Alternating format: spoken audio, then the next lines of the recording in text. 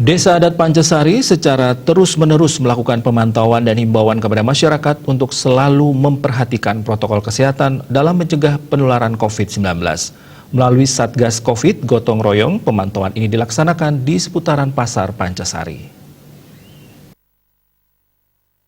Dalam upaya memutus penularan COVID-19, Desa Adat Pancasari selalu memberikan himbauan kepada masyarakat untuk senantiasa menggunakan masker, mencuci tangan dengan sabun pada air mengalir, mengatur jarak.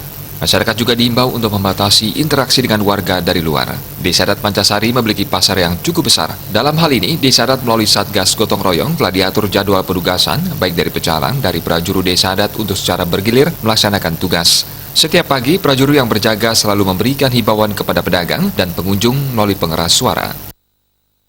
Sudah barang tentu warga desa untuk keselamatan dan kenyamanan kita bersama ikut berpartisipasi. Partisipasinya seperti apa? Antara lain membatasi interaksi dengan warga luar, termasuk bagaimana kita memberikan pemahaman kepada saudara-saudara kita yang mau datang ke sini, terutama juga yang mempunyai keluarga menjadi PMI dan sebagainya. Nah, hendaknya kita telah bentuk sesuai dengan petunjuk pemerintah, ada program Satgas Gotong Royong.